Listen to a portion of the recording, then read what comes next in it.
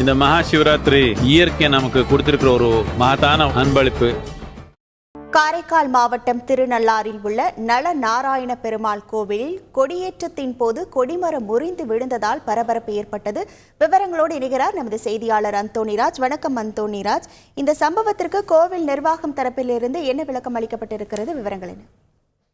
புதுச்சேரி மாநிலம் காரைக்கால் மாவட்டம் திருநள்ளாறில் தர்பணேஸ்வர சுவாமி தேவஸ்தானத்துக்கு சொந்தமான ஸ்ரீ நலபுர நாயகி சமோத ஸ்ரீ நல நாராயண பெருமாள் ஆலயம் உள்ளது. இந்த ஆலயத்தில் பிரம்மோற்சவ விழா நேற்று வாஸ்து சாந்தியுடன் தொடங்கியது.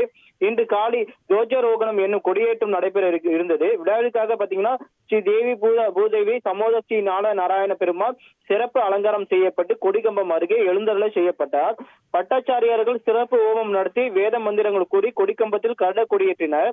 பட்டாச்சாரியர்கள் கொடியேற்றும் பொழுது திடீரென கொடிமரம் முறிந்து விழுந்தது. இதனால் அங்கிருந்த பக்தர்கள் அதிர்ச்சி அடைந்தனர்.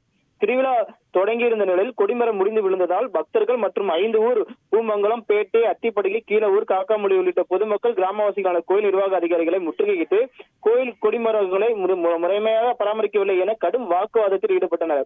மேலும் கோயில் நிகழ்ச்சி நடைபெறும் இடத்திற்கு வந்து பார்வையிட்ட தர்மபுர ஆதீன கட்டளை விசாரணை கந்தசாமி தம்பிரான் சுவாமியிடம் கோயில் நிர்வாகத்தை அரசிடமிருந்து மீட்டு மீண்டும் தர்மபுர ஆதீனம் பராமரிக்க வேண்டும் என்றும் முறையிட்டனர்.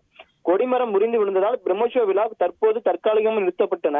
கொடிமரம் முறிந்து விழுந்ததால் பெரும் அசம்பாவிதம் ஏதும் ஏற்படுமா என பக்தர்கள் அச்சத்தில் உறைந்துள்ளனர். தற்போது வேறொரு மரம் அமைக்கப்பட்டு கொடியேற்ற நிகழ்ச்சி தற்போது நடைபெற்று வருகிறது. அதற்கு உண்டான பரிகாரங்கள் செய்யப்பட்டு வருகிறது. கோயில் கொடிமரம் கொடியேற்றும் பொழுது முறிந்து விழுந்தது திருநாளாறில் பெரும் பரபரப்பை ஏற்படுத்தி வருகிறது. இது குறித்து உரிய விசாரணை நடத்த வேண்டும் என்றும் கோரிக்கை எழுந்துள்ளது. உங்கள் முழு விவரங்களுக்கு நன்றி அந்தோணிராஜ். இந்த மகா சிவராத்திரி இயற்கை நமக்கு கொடுத்திருக்கிற ஒரு மகத்தான அன்பளிப்பு.